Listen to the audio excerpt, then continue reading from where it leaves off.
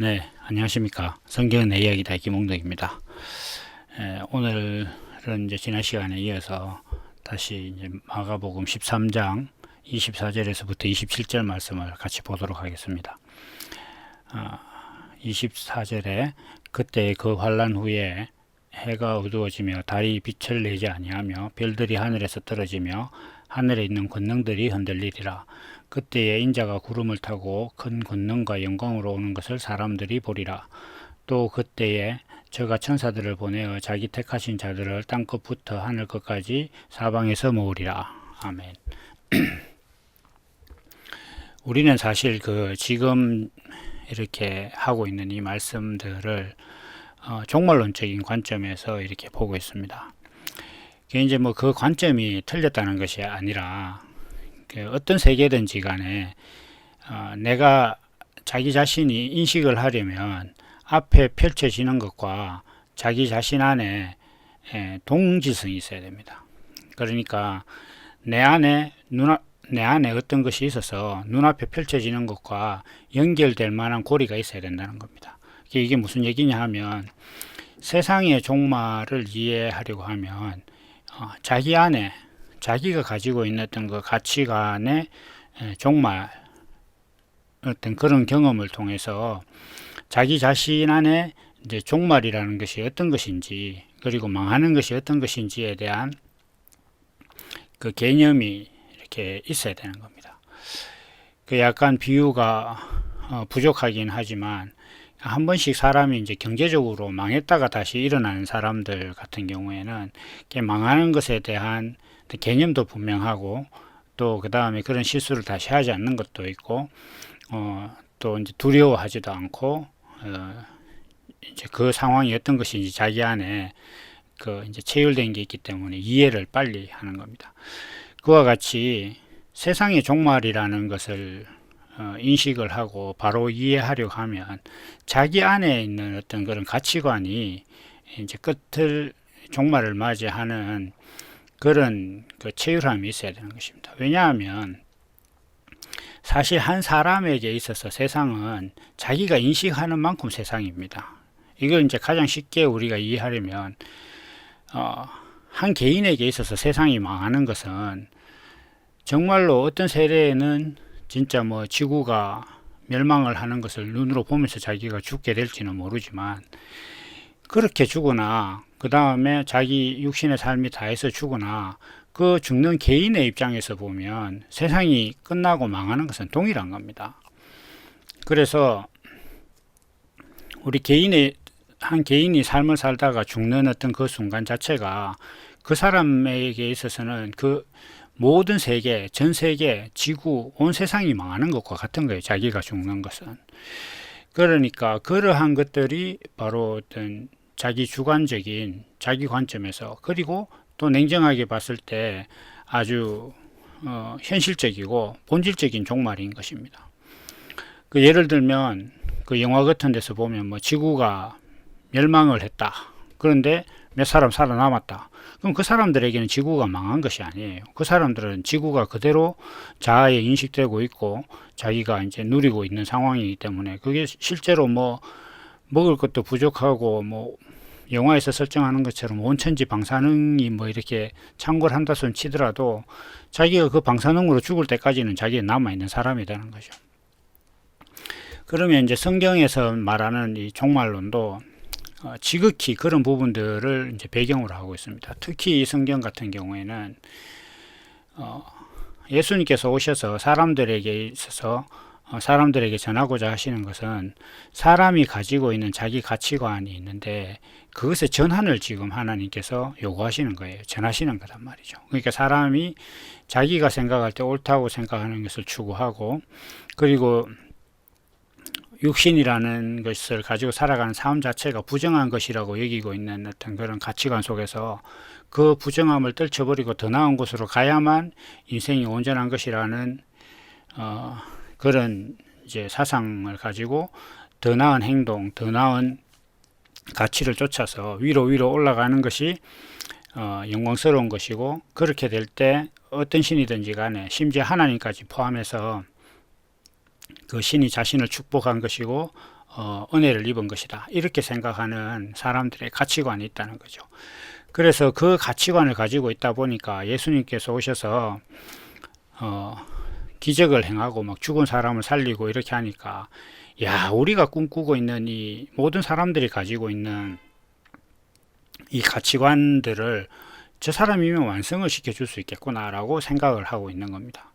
그래서 그 그리스도가 정말 예루살렘에 입성을 하면 이스라엘이라는 나라가 지금 처해 있는 정치적, 종교적, 사회적, 경제적 문제를 다 해결할 수 있을 것이다.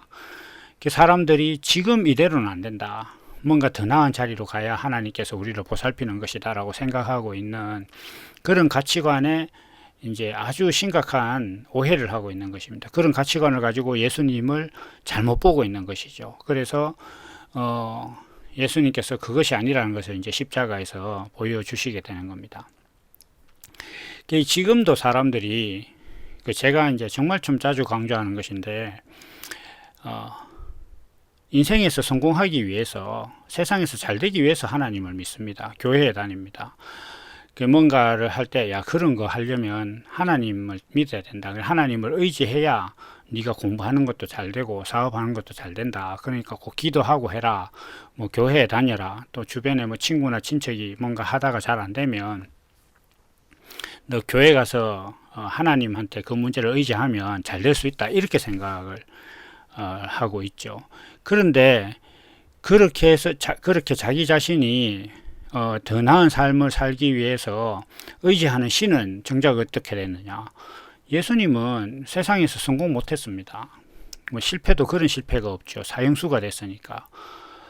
실질적으로 이 세계에 물론 사형이 있는 나라들이 뭐 상당수 많지만 또 사형이 없는 나라들도 많아요. 그러니까 그 강제로 목숨을 빼앗길 일이 없는 어떤 그런 세계가 존재하는 오늘날 세대란 말이죠. 그런데 그 예수님은 자기 생명마저 남에게 뺏길 정도로 인생을 실패한 사람이에요. 근데 그 예수님께 가가지고 나 세상에서 성공하고 싶으니까 좀 도와달라고, 내가 당신의 말씀대로 살 테니까 내가 세상에서 성공하는 거 좀 담보해달라, 이렇게 기도하고 믿고 있는 것 자체가 이게 얼마나 모순이고 말도 안 되는 겁니까? 그런데도 이상하게 사람들이 그것에서 이제 헤어나오지를 못하거든요. 이거 왜 그러냐 하면 사람들이 가지고 있는 자기 세계가 그런 거예요. 그러니까 육신을 본질로 보고, 성경에 분명히 눈에 보이는 것은 본질이 아니라고 지금 계속 말씀을 하고 있는데도 불구하고 자기 자신은 그냥 보이는 것이 전부다 이렇게 생각을 하고 이렇게 살아가고 있는 거죠.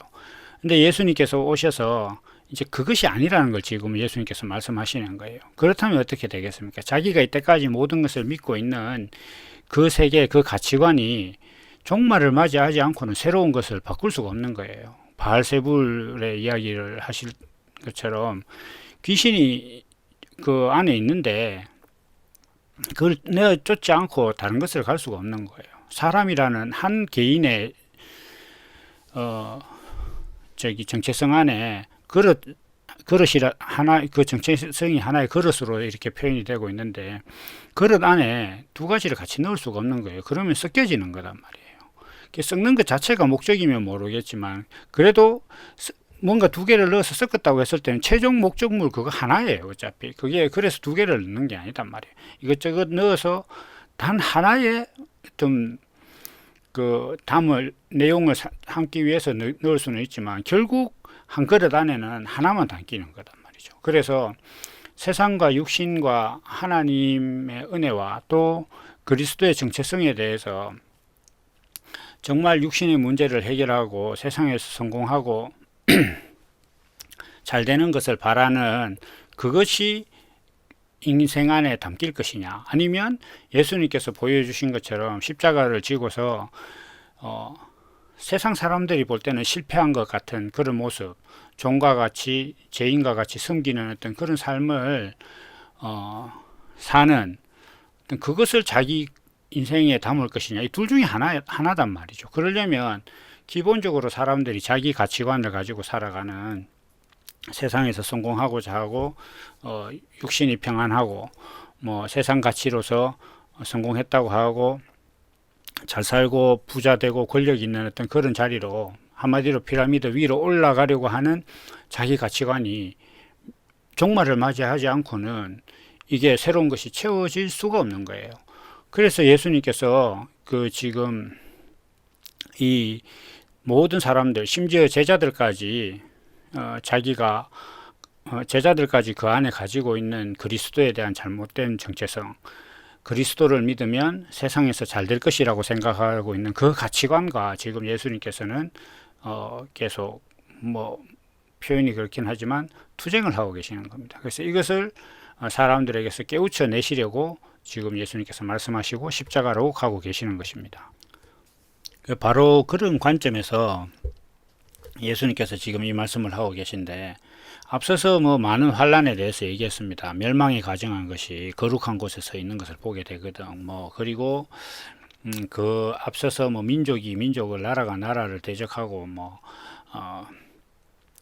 가족이 자기 자신을 뭐 죽는데 내어줄 것이다. 뭐 아비가 자식을, 이런 식으로 그런 그 환란들이 결국은 다 무엇이냐 이렇게 했을 때, 이게 한 사람이 다 겪을 수도 없어요. 이 순서대로.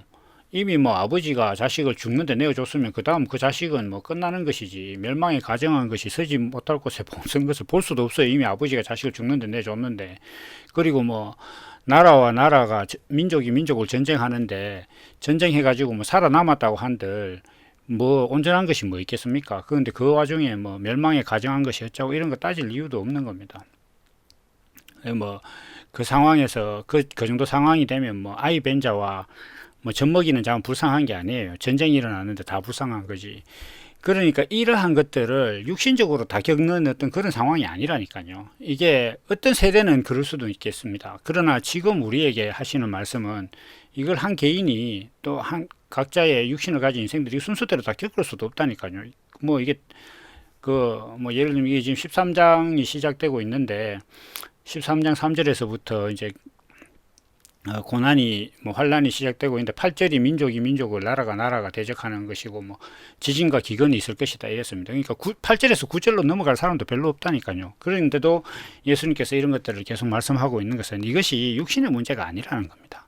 육신의 문제였으면 그 예를 들면은 뭘 이제 강도가 점점 이렇게 강해지겠죠. 그런데 사실 이건 지금 보면은 뭐 강도로 보면은 좀 거꾸로 가고 있거든요. 뭐 전쟁부터 시작해서 뭐 저기 뭐야 멸망에 가정한 것이 쓰지 못할 것에 선 것을 보는 것, 이것이 뭐 그 대단한 일이겠어요. 그냥 내 앞에서 뭐 없을 것이 그래서는 안 될 일들이 일어나는 것 정도가 전쟁에 비할 것이겠습니까? 뭐 우리 대한민국 같은 경우에 뉴스만 틀면 택도 한 소리 계속 나오는 나라인데 그거 보는 것이 전쟁보다 더한 일일까요? 근데도 이게 지금 순서로 보면 뒤에 이렇게 있는 거잖아요. 그래서 이것은 조금만 우리가 이성적으로 이 성경을 이렇게 바라보면 이게 지금 육신의 문제에 관한 것이 아니다, 이런 것들을 바로 알 수 있어야 되는데 사실 사람들이 그걸 보지 못하는 거죠. 왜냐하면 사람들은 자꾸 위로 가려고 하니까. 예수님께서는 지금 아래로 내려가시는 그 관점과 그 의의를 지금 설명하고 계신데 사람들은 반대로 보고 있으니까 이게 지금 안 보이는 거예요. 등을 대고 있는 사람들은 평생 서로 어떤 것들도 할 수 없거든요. 그러니까 그냥 뭐 물리적으로 봐도 지구를 한 바퀴 돌아야 만날 수 있어요. 그 두 사람의 시각은. 그러니까 지금 예수님은 내려가시려고 하고 사람들은 올라가려고 하니 이게 지금 만나지지가 않는 겁니다. 그래서 이 말씀들을 그냥 자기 보는 대로 하는 거예요. 자기가 육신의 삶은 부정한 것이고 더 나은 것으로 가야 된다. 눈에 보이는 것을 본질로 보다 보니까 망한다 이러니까 그럼 눈에 보이는 것이 망하는 것이다 이렇게 생각을 하고 있는 거다. 그죠? 그러나 예수님의 말씀은 그것이 아닙니다. 여기서 말씀하시고 있는 그 종말은 자기 가치관, 자기 세계가 망하는 것입니다. 그것을 볼 수 없으면 이 말씀을 온전히 알 수도 없고 이 말씀을 제대로 볼 수 없으면 예수님을 알 수가 없습니다. 왜냐하면 예수님께서는 이 말씀들을 쭉 해가시면서 그리스도의 가장 본질적인 모습을 십자가에서 보여주셨는데 그 과정에 있는 말씀을 모른다. 그런데 예수님을 잘 알아들을 수 있다. 그건 이제 철로역정에 나오는 담 넘어간 사람하고 똑같은 게 되는 거죠. 그래서 그렇게는 될 수가 없습니다. 어떤 것들도 중간에 그 과정을 생략하고 결과를 도출할 수는 없는 거죠. 바늘 흐리 메어서 못 쓴다는 말과 같은 겁니다. 그래서 오늘 말씀도 이렇게 보면 이게 제가 지난 시간에 그 마지막에 그런 말씀드렸죠. 환란 후에 해가 어두워지며 이미 환란 겪을 만큼 겪었는데 뭐 해가 어두워진다고 뭔 소용이 있겠어요. 사람들이 생각을 해보십시오. 앞에서 뭐 지금 전쟁이 일어나고 뭐 지진과 기근이 있고 뭐 아비가 자식을 죽는데 내어주고 뭐 이런 판국에 그 모든 것들을 겪고 난 사람이 있다고 칩시다. 그러면 그 사람 정도 되면은 정말 지칠 대로 지치지 않았겠어요. 그 사람한테 해가 어두워지는 게 무슨 의미가 있겠어요. 그게 지금 그 환란 후에 뭐 해가 어두워지고 오히려 그게 제 생각에는 휴식이 될 수도 있을 것 같아요. 그런데 이게 지금 예수님께서는 점점 더 강해지는 것으로 이제 종말이 이렇게 종말에 대해서 말씀을 하시는 거죠. 그러나 예수님께서 이런 말씀을 하셨죠. 그러니까 난리와 난리 소문을 들을 때 두려워 말라. 이런 일이 있어야 하되 끝은 아니라. 이게 시작이라는 거예요. 지금 이 재난의 시작.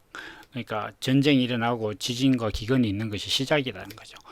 그럼 이러한 모든 환란들이 시작인데, 그러면 어떻게 보면 이제 그때의 그 환란 후 이까지가 환란이 이제 환란이고, 그 다음 해가 어두워지며 달이 빛이 내지 아니하면 여기가 이제부터 본격적인 시작이다, 이렇게 볼 수도 있는 겁니다. 다시 이야기해서 여기서 말하는 해는 자기가 생각할 때 가치관이에요. 그러니까 해가 어두워졌다 이렇게 하면 자기가 인식하고 있던 가치관이 어두워졌다는 거예요. 옛날에 나는 이것이 옳다고 생각했는데 이게 옳지 않구나. 제가 이제 늘 말씀드리듯이 빛은 인식입니다. 인식. 빛이 없으면 아무것도 인식할 수가 없어요. 해가 어두워졌다 이렇게 하면 자기가 뭔가를 판단을 할 수가 없는 상태가 되는 거예요. 자기 가치관으로 세상을 보고 있던 어떤 그 가치관, 피라미드 위로 올라가려고 하던 그 가치관이 비춰주던 그 빛이 어두워진 겁니다. 그래서 달이 빛을 내지 아니하고 그 별들이 하늘에서 떨어지고 하늘에 있는 권능이 흔들린다, 이렇게 얘기하는 것은 자기 가지고 있는 모든 가치관이 다 흔들린다는 거예요. 그래서 이것은 그냥 성경을 새롭게 보내 이런 게 아니라 자기 안에 이런 경험이 없으면 예수님 모르는 겁니다. 그래서 왜냐하면 예수님께서 이러한 것들이 있고 나면 이제 그 인자가 문 앞에 이런 줄 알 것이다, 이렇게 말씀하셨거든요. 29절에. 그래서 이러한 것은 마지막에 이제 예수님께서 31절에 가면 내 말은 없어지지 않냐, 이런 일들 반드시 있을 것이다, 이렇게 지금 말씀을 하고 있는 겁니다. 그 예수님께서 이런 일이 있을 거라고 했으면 자기가 육신으로 겪던, 지금 제가 설명드리듯이 자기 자아의 세계가 멸망하는 것을 겪던 둘 중에 하나는 해야 되는 거예요. 그것도 아니면 성경 말씀이 자기 안에 안 이루어진 겁니다. 그러면 성경 말씀이 자기 안에 안 이루어졌는데 구원이 어디 있겠으면 예수를 어떻게 알겠습니까? 이거는 명확한 사실이거든요. 그런데 그런 것들을 다 그냥 무시하고 대수롭지 않게 여기고 자기가 그냥 일요일날 성경책 옆에 끼고 교회 갔다 왔다는 것으로 자기 안에 이 모든 말씀이 이루어진 것으로 생각하는 것은 그게 도둑질입니다. 자기 것도 아닌데 자기 것처럼 이렇게 생각을 하고 있는 거죠. 그런 것들하고는 그런 것으로는 이 예수를 제대로 알 수가 없습니다. 그런 얘기를 하자는 것이 아닙니다. 여기서 하늘에 있는 권능들, 그 사람들이 얼마나 남들하고 이야기할 때 자기 아는 것이 옳다고 주장합니까? 그게 권능이에요. 이것이 맞다, 이것이 옳다, 그리고 자기가 가지고 있었던 그 가치관이 다 흔들리는 겁니다. 여러분들이 예수님을 만났는데 예수님의 십자가를 바라봤는데 그 바라보는 날 이전에 자기가 살고 옳다고 여겼던 그 모든 가치관들이 한번 흔들려 봤습니까? 그건 진짜 심각한 거예요. 땅이 흔들리는 것의 문제가 아닙니다. 이거는 그때는 정말로 그 욥이 이야기했던 것처럼 정말 죽었으면 싶을 정도로 힘든 일입니다. 자기가 인생을 나이에 따라서 다르겠지만 사실 20대 30대 이런 것들을 깨닫지는 못하는 것 같아요. 못하지는 않지만 되게 어려운 것 같아요. 그런 사람들이 잘 없습니다. 나이가 이제 40, 50 이렇게 되면 정말 인생에 대해서 여러 가지를 생각하게 되는데 자기가 이때까지 반백년 이상 살아온 어떤 그것이 틀렸다라고 인정하는 것이 그게 보통 일일 것 같습니까? 그게 보통 일이 아닙니다. 그게. 그래서 지금 예수님께서 말씀하시는 것은 이 말씀은 뭐냐면 사람이 진정한 그리스도의 정체성을 발견하고 나면 자기가 이때까지 살아오던 그 모든 가치관들이 다 흔들릴 것이다. 그것이 종말을 맞이할 것이다. 이런 말씀을 지금 하고 계시는 겁니다. 그래서 그러한 종말에 어떤 직면하지 않았는데 십자가에 달리신 예수님을 보고 저가 실로 하나님의 아들이었도다라는 사건까지 갈 수가 없는 거예요. 그 예수님의 어떤 그 십자가를 보고서 내가 이때까지 옳다고 생각했던, 내가 권능을 부여하고 밝다고 생각했던 것, 내가 생각할 때 이것이 하늘의 뜻이라고 생각했던 그 모든 것이 다 흔들리는 그런 사건들이 없었는데 그 예수님을 보고서 아, 저는 실로 하나님의 아들이었도다. 이렇게 될 수 없다는 겁니다. 지금 예수님의 말씀은 바로 그런 거예요. 그래서 이것은 그리스도에 대해서 알게 됐을 때 이런 일들이 일어날 것이다. 이런 것입니다. 그래서 지금 우리 모든 사람들이 예수님의 이 말씀을 종말론적으로 바라볼 것인데 그 종말이라는 것이 자기 가치관, 자기 세계, 자기 의의 어떤 그 권능, 자기가 이때까지 옳다고 생각했던 삶의 가치가 흔들린다는 것. 그것이 종말을 맞이한다. 그것이 종말이 오지 않으면 하나님의 의가 자기 자신을 지배할 수가 없어요. 두 개가 같이 공존할 수 없는 거거든요. 성경에서 하나님께서 간음한다 이렇게 하는 것 자체를 많이 이제 유독 그 사람들이 이제 일상 속에서 범죄라고 이야기하는 것들 중에서 성경이 가장 많이 다루는 게 어떻게 보면은 간음이에요. 살인이나 도둑질 이런 거는 별로 이야기를 안 한단 말입니다. 그런데 이 간음이 왜 그렇게 많으냐 하면 이스라엘 백성들이 뭐 성적으로 문란해서 그런 것이 아니라 사람들이 자꾸 자기 가치관과 하나님의 가치관을 자꾸 섞어요.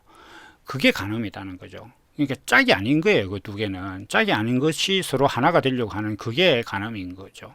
그게 지금 이 예수님께서 말씀하시는 자기 세계, 자기가 해라고 생각했던 거, 자기가 달이라고 생각했던 거, 자기가 삶에서 밝은 빛이라고 생각했던 것이나 자기 어두울 때 인생을 인도하는 것이라고 생각했던 모든 가치관이 빛을 잃어서 그것을 가지고는 내가 삶을 다시 투영하거나 조명할 수 없는 상태가 됐다. 그리고 그 우러러 봤던 별이나 하늘에 있는 권능들이 내가 생각할 때 인생은 이런 것이다라고 생각했던 것들이 다 흔들린다. 그러고 나면 어떻게 되냐. 예수님께서 구름 타고 큰 권능과 영광으로 오는 것을 사람들이 보리라 이렇게 말씀하신 거예요. 그렇게 됐을 때 자기 가치관이 다 흔들리고 나야 아, 하나님의 아들 예수가 육신으로 이 땅에 오신 것이 이것이구나. 그리고 그것이 영광이구나 라는 것을 보게 될 것이라는 것이죠. 그러니까 예수님께서 하늘에 하나님 아들로서 육신을 가진 인자로서 사람의 아들로서 이렇게 그 구름 타고 그러니까 이게 이제 뭐 많은 어떤 그 그리스도의 생명을 가진 사람들이 내 앞에 있다는 것을 뭐 인식하는 이런 것들도 있는데 그건 뭐 차차 나중에 말씀드리기로 하고 인자가 구름 타고 오는 하나님의 아들이 예수님께서 하나님의 아들로 오셨다는 것을 바로 인식하려면 자기가 가지고 있었던 자기가 달과 같이 생각했던 어떤 그런 모든 인식들 그러니까 내가 생각할 때 세상은 이렇게 사는 것이 밝은 것이야. 이게 제대로 된 인식이야. 라고 생각했던 것들은 다 어두워지고 또 삶이 이제 좀 어두운 지경에 이르렀을 때 이것을 해결하는 빛이라고 생각했던 모든 가치도 다 흔들리고 이렇게 될 때 그러한 상황이 자기한테 일어나면 비로소 예수님이 인자로서 하나님 아들로서 이 땅에 오셨다는 것이 온전히 보일 것이다. 이렇게 말씀을 하고 있는 겁니다. 우리 제자들이 예수님의 제자들이 그 예수님께서 십자가에 돌아가시고 부활하시고 이제 오순절 때까지 상당한 기간들을 아주 좀 어떻게 보면 집약적으로 예수님께서 하신 이 말씀을 겪은 거죠. 자기 안에 정말 이때까지 한 번도 생각하지 못했던 그 모든 것들을. 그 제가 이제 참 감동스럽게 생각하는 어떤 그 베드로의 모습에서 자기가 하나님의 아들 예수에 대해서 인간적으로 생각했다는 것을 고백하는 그 장면이 있지 않습니까? 요한복음 21장.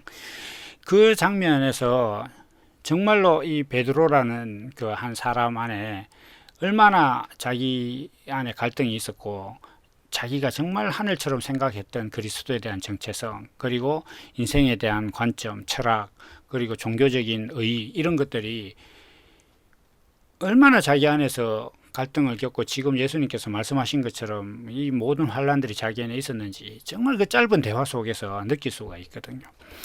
그리고 또 어떤 측면에서 보면 그 베드로의, 예수님과 베드로의 그 짧은 대화 속에 베드로 안에 그런 갈등이 지금 또 예수님께서 이 십자가를 지시기 전에 하고 계신 이 말씀들이 베드로 안에서 정말 있었다라는 것을 인식하려면, 제가 서두에 말씀드린 것처럼 자기 안에 그러한 세계와 경험이 있지 않으면 그것이 보이지 않습니다. 그러니까 그 우리가 이제 수학 같은 경우에도 자기 안에 공식이 없으면 문제를 풀 수 없는 것과 같은 거예요. 그것처럼 자기 안에 있던 그 예수님께서 말씀하시는 것처럼 자기 세계가 무너지고, 그 무너지고 나니까 예수님께서 온전한 하나님의 아들로서 인식되고 십자가를 지고 사람들이 자기 옳다고 주장하는 그 주장 앞에 내 자신을 죄인과 종으로 내어주는 것이 하나님께서 나를 인생으로 주신 목적이다라는 것이 아멘된 그런 일련의 과정들을 겪지 않았다면 예수님을 바로 볼 수 없는 거죠. 그래서 예수님께서 지금 결국 이런 말씀을 하시면서 지금 그리스도에 대해서 사람들이 오해하고 있는 것, 그리스도는 세상의 문제를 해결하는 것이라고 생각하고 있는 그 가치관에 하나님께서 이제 말씀을 하고 계시는 거죠. 그것이 아니라는 것을. 그래서 지금 이제 많은 사람들이 그리스도다, 하나님을 믿는 어떤 그 믿음이, 그리스도와 하나님을 믿는 믿음이 세상에서 어떤 육신의 성공을 담보하는 어떤 신앙이다라고 생각하고 있는 그것이 그리스도의 정체성에 반하는 것이다. 예수님은 세상의 가치에 의해서 처형당하고 쓸모없는 자 취급당했는데, 그 예수님께 가서 세상에서 성공하게 해달라고, 그리고 육신의 평안을 위해서 예수를 믿는다는 것 자체가 이미 그 예수님과 전혀 무관하고 예수님과 등을 지고 있는 사이다, 이렇게 봐야 되는 겁니다. 아니, 그것입니다. 그런데 예수님께서는 바로 그리스도에 대한 그 가치관, 그것이 무너지지 않고는 나를 볼 수가 없다. 그래서 지금 오늘도 그 말씀을 하고 계시는 것입니다. 그래서 이 말씀이 이제 예수님께서 이어져서 이러한 것들은 반드시 있어야 된다. 자기 안에 이러한 것들이 다 이루어질 것이다. 이게 예수님의 말씀이 안 이루어졌다, 자기가 내 말은 1.1핵도 땅에 떨어지지 않고 다 이루어질 것이다 했는데, 이러한 말씀이 정말 자기 가치관이 무너지는 이러한 예수님의 말씀이 자기 안에 이루어졌다, 그러면 예수님과 무관한 사람인 거죠. 그럼 이제 구원 못 받는 겁니다. 구원이 있을 수가 없는 거죠. 그래서 예수님의 말씀이 이제 그것을 말씀하고 있다라는 것을 오늘 또 함께 나누면서 이제 다음 시간에 또 나머지 13장을 이어가고 이제 14장에 들어가서 예수님께서 이제 잡히시고 뭐 이러한 내용들까지 또 단계적으로 잘 보아가도록 하겠습니다. 잠깐 이제 오늘은 약간 일찍 끝나서 뭐 말씀을 드리면, 제가 이제 하고 있는 이 마가복음 녹음과 글로 쓰고 있는 에베소서가 끝나면 쉬는 것이 아니라 제가 이제 책을 한 권 쓰는 어떤 그런 시간을 좀 가지려고 합니다. 그래서 그때는 이렇게 책 쓰면서 정리된 것들을 간간히 이렇게 글로 올리는 정도, 그 정도 활동에서 이제 조금씩 더 하는 그런 시간이 될지도 모르겠습니다. 확실한 건 아니지만 앞으로도 이제 이 말씀들을 늘 함께 해주시길 바라고, 오늘은 여기까지 하도록 하겠습니다. 감사합니다.